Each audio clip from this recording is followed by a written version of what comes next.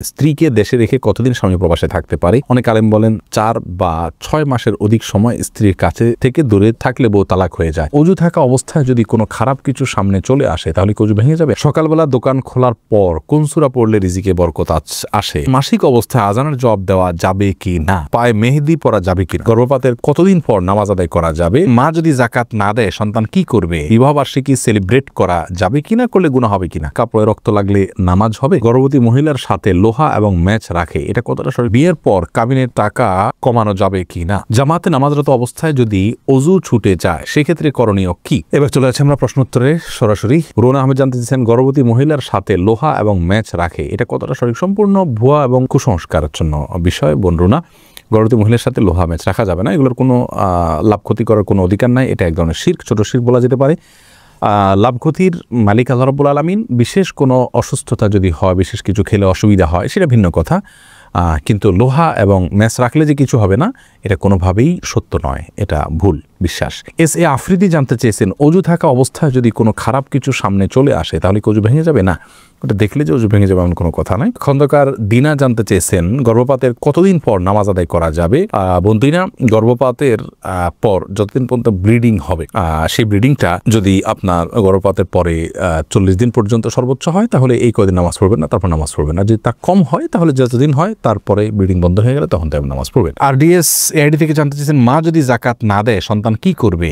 মায়ের নিজের সম্পদের যাকাত যদি তিনি না দেন, সন্তান মাকে বোঝাবেন, আল্লাহর ভয় দেখাবেন, যাদেরকে দিয়ে বোঝানো যায় তাদেরকে দিয়ে বোঝাবেন, চেষ্টা করবেন মা যেন যাকাত দেন। যদি কোনো কারণে মা না দেন সেক্ষেত্রে সন্তান তার দায়িত্ব পালন করে থাকলে তার আর কোনো দায়িত্ব থাকলো না। এরপরে সাইফুল শরীফ আপনি জানতে চেয়েছেন বিয়ের পর কাবিনের টাকা কমানো যাবে কি না? বিয়ের পরে কাবিনের যে টাকা সেটা যদি স্ত্রী কমিয়ে দিতে চান স্বেচ্ছায়, তিনি যদি কম নেন সেটা তার জন্য জায়েজ আছে। আল্লাহ বলেছেন তিনি যদি কিছু ছাড় দেন ফাকুলু হানিয়াম মারিয়া, তাহলে সেক্ষেত্রে তোমরা সেটা খেতে পারো, ভক্ষণ করতে পারো, ভোগ করতে পারো। আর যদি তাকে প্রেশার দিয়ে বা সিস্টেমে ফেলে এটা করা হয় তাহলে সেটা জায়েজ নাই। আর উভয়পক্ষ একে অন্যের সাথে বোঝাপড়া করে কমানো, এটাও জায়েজ নাই, এটা মেয়ের অধিকার। বিয়ের পরে চুক্তি হয়ে গেলে এরপর আর উভয় পক্ষের এখানে কিচ্ছু নাই। মেয়ে যদি নিজে থেকে স্বেচ্ছায় খুশি হয়ে ছাড় দেন সেটা তার ব্যাপার সম্পূর্ণ। মুশফি আপনি জানতে চেয়েছেন জামাতে নামাজরত অবস্থায় যদি অজু ছুটে যায় সেক্ষেত্রে করণীয় কি? দেখুন, জামাতে নামাজ চলাকালীন সময়ে যদি অজু ছুটে যায় তাহলে যে অবস্থায় অজু ছুটে গেছে ওই অবস্থায় গিয়ে আপনি অজু করে, যদি কারোর সাথে কথাবার্তা বলা ছাড়া জাস্ট অজু করে আবার চলে আসেন নামাজের জায়গায়, তাহলে যে জায়গাতে অজু ছুটেছে তার পরবর্তী অংশ থেকে নামাজ আপনি কন্টিনিউ করলেই চলবে।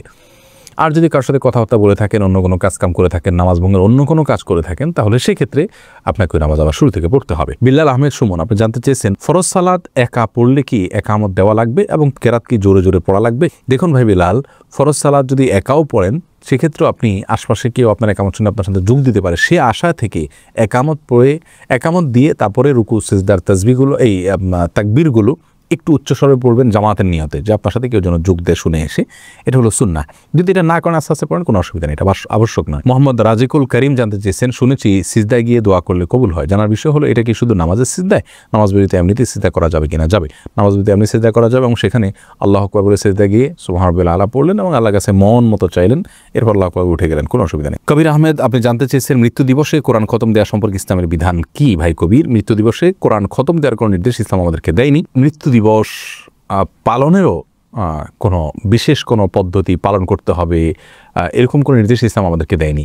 মানুষের মৃত্যুবরণ করেছেন, এরপরে সেটাকে মাথায় রেখে মেনশন করে সেই বছরটাকে প্রতি বছর একবার করে যে কোনোভাবে হোক উদযাপন করা, এই শিক্ষাটাই ইসলাম দেয়নি আমাদেরকে। আমরা সারা বছর মৃত ব্যক্তির জন্য সাধারণভাবে দোয়া করব, তার জন্য করণীয় কাজগুলো করব, এটাই হলো ইসলামের শিক্ষা। আবু হাইল আপনি জানতে চেয়েছেন সকালবেলা দোকান খোলার পর কোন সূরা পড়লে রিজিকে বরকত আসে, বলবেন কি? আসলে ভাই, এরকম কোনো বিশেষ কোনো সূরা নাই যে সূরাটা পাঠ করলে রিজিকে বিশেষ বরকত আসে, বরং বিসমিল্লাহ বলে যে কোনো কাজ শুরু করলে সেখানে আল্লাহ বরকত দান করেন। আল্লাহর নাম নিয়ে শুরু করলে, জিকিরের সাথে শুরু করলে এবং হালাল উপায়ে সে কাজটা সমাধান করলে ইনশাআল্লাহ তাআলা বারাকা দান করবেন। এরপরে রাবেয়া আখন্দ আপনি জানতে চেয়েছেন মাসিক অবস্থায় আজানের জবাব দেওয়া যাবে কি না? বোন রাবেয়া, মাসিক অবস্থায় আপনি আজানের জবাব দিতে পারবেন, কোনো অসুবিধা নেই। মাসিক অবস্থায় নির্দিষ্ট কিছু কাজ করা যাবে না, আর যে কোনো ইবাদত করা যাবে। আজানের জবাব দিতে নিষেধ কোথাও বলা হয়নি, যে আপনারা দিতে পারবেন, কোনো অসুবিধা নেই ইনশাআল্লাহ। পায়ে মেহেদি পরা যাবে কিনা? টিউব মেহেদি করা যাবে, কোনো অসুবিধা নেই। তবে টিউব মেহেদির মধ্যে কিছু কিছু আছে ন্যাচারাল না, এটা আর্টিফিশিয়াল হওয়ার কারণে এই মেহেদি ব্যবহার করার ফলে আপনার শরীরের উপর আলাদা একটা স্তর পড়ে যায়। আলাদা যদি স্তর পড়ে যায় তাহলে কিন্তু সেই মেহেদি আপনি খুঁটলে কিন্তু পড়ে, এরকম যদি হয় তাহলে তারা স্তর হয়ে গেলে ওযু হবে না। এই মেহেদি কিন্তু ব্যবহার করা জায়েজ নেই কোনো ক্ষেত্রে। এমনি সাধারণ যদি আপনি ন্যাচারাল মেহেদি, টিউব মেহেদির মধ্যে যদি কোনোটা ন্যাচারাল থাকে, আলাদা স্তর না পড়ে, বরং জাস্ট কালার হয়, পরবর্তীতে কালারটা আস্তে আস্তে ডিসকালার হয়ে নর্মাল হয়ে যায়, এরকম যদি হয় তাহলে সেক্ষেত্রে সেই টিউব মেহেদি বা সেরকম মেহেদি এটা ব্যবহার করাতে কোনো অসুবিধা নেই। পায়েও ব্যবহার করা, যেমন কোনো কথা নেই যে এটা পায়ে ব্যবহার করা যাবে না, যে কোনো ব্যবহার করতে পারবেন। সাউদা বিনতে ফাতমি আপনি জানতে চেয়েছেন বিবাহবার্ষিকী সেলিব্রেট করা যাবে কিনা, করলে গুনাহ হবে কিনা। এটা যেহেতু বিশেষ কোনো ধর্মের মানুষদের থেকে আসছে তা নয়, বরং সারা পৃথিবীতে ট্রেন্ড হিসাবে চলছে। এটাকে যদি কেউ ঘরোয়াভাবে নিজস্বভাবে জাস্ট একজনের যদি উইশ করলো বা স্মরণ করলো, একটু ভালো লাগে কাজ করলো, তাদের এটুকুর মধ্যে সীমাবদ্ধ থাকে, কোনো অসুবিধা নেই। কিন্তু এখান থেকে অনেক অনাচার, অনেক পর্দাহীনতা এবং অনেক বাজে দিক এর সৃষ্টি হয়ে যায়। এই জন্য এগুলো যতটা অ্যাভয়েড করা যায় ততটা ভালো। সালমা খাতুন জানতে চেয়েছেন হাতে কলমের কালি থাকলে কি ওযু হবে? হয়ে যাবে।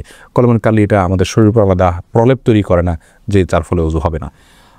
তবে এরকম বিশেষ কোনো কলম যদি থাকে যে কলম আলাদা আস্তর তৈরি হয়, খোঁচালে উঠা যায়, চামড়ার উপর আলাদা বসে যায়, তাহলে সেক্ষেত্রে সেটা অবশ্যই দূর করতে হবে। নীরব আপনি জানতে চেয়েছেন সন্তানের যে কোনো ধরনের গুনাহের ভাগিদার কি মৃত বাবা মা হবেন যদি জীবিত কারো সঠিক দীক্ষা দিয়ে থাকেন? না, জীবিত কারো যদি তারা সঠিক দীক্ষা দিয়ে থাকেন, সাবধান করে থাকেন, এরপরে যে সন্তান করে অবশ্যই তার দায়ভার বাবা মা বহন করবেন না। আল্লাহ বলেছেন ওয়ালা তাজিরু আল্লাহ তাজিরু ওয়াজিরাতুন উইজরা উখরা, আর কোনো ব্যক্তি অন্য কারোর পাপের বোঝা বহন করতে হবে না, বরং লাইসাইল ইনসান ইল্লা মা সা, সে যতটুকু করবে ততটুকু সে পাবে। যার কারণে সন্তানেরটা তিনি পাবেন না, যারটা সে পাবে। তবে তিনি যদি কথার কথা সন্তানকে অন্যায় কাজে প্ররোচিত করে যেয়ে থাকেন, সন্তানকে অন্যায় কাজ করার জন্য নির্দেশ দিয়ে থাকেন, শিক্ষা দিয়ে থাকেন, তাহলে সেক্ষেত্রে অবশ্যই সেই দায়ভার তাকে বহন করতে হবে। সালমা খাতুন জানতে চেয়েছেন কাপড়ে রক্ত লাগলে নামাজ হবে? দেখুন, কাপড়ে রক্ত লাগলে সে রক্তের যদি পরিমাণ অনেক অল্প হয় নামাজ হয়ে যাবে, কিন্তু যদি পরিমাণে বেশি হয় তাহলে সেক্ষেত্রে নামাজ হবে না। এটি বিশুদ্ধতম যদি অনেকের মতে রক্ত পাক বা পবিত্র। সুলতান মাহমুদ মিল্টন জানতে চেয়েছেন স্ত্রীকে দেশে রেখে কতদিন স্বামী প্রবাসে থাকতে পারে? অনেক আলেম বলেন 4 বা 6 মাসের অধিক সময় স্ত্রীর কাছে থেকে দূরে থাকলে বউ তালাক হয়ে যায়। আবার অনেকে বলেন গুনাহ হবে। এই কথাটি কি হাদিস দ্বারা প্রমাণিত?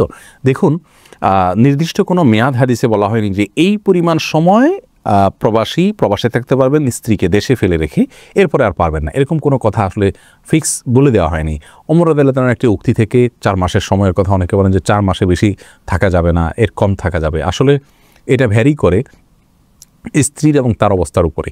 তারা যদি দু জায়গায় থাকাতে তারা গুনাহে লিপ্ত হয়ে যাবেন এরকম আশঙ্কা থাকে, তাহলে এরকম বিদেশে থাকা জায়েজ নাই, বরং গুনাহ থেকে বাঁচার জন্য তাকে অন্যের সঙ্গে থাকা উচিত এবং অল্প যে রিজিক হবে দেশে থাকলে সেটার উপরে তুষ্ট থেকে যাওয়া উচিত। যদি এমন হয় যে তারা দূরে থাকার কারণে তাদের মধ্যে এক ধরনের গুনাহের প্রবণতা চলে আসতে পারে, তারা অপরাধে লিপ্ত হয়ে যেতে পারে, এরকম যদি হয় তাহলে সে অবস্থায় তাদের জন্য এটা জায়েজ নাই, সম্পূর্ণ হারাম। তাহলে আমরা জানলাম যে প্রবাসীর জন্য প্রবাসে থাকার নির্দিষ্ট কোনো মেয়াদ ইসলাম বলে দেয়নি, তবে তার স্ত্রী এবং তিনি উভয় গুনাহ থেকে যতদিন বাঁচতে পারবেন ততদিন তারা থাকতে পারবেন। গুনাহ থেকে যদি বাঁচাটা অসম্ভব হয়ে যায় তাহলে সেক্ষেত্রে তার জন্য আর প্রবাসে থাকা জায়েজ নেই।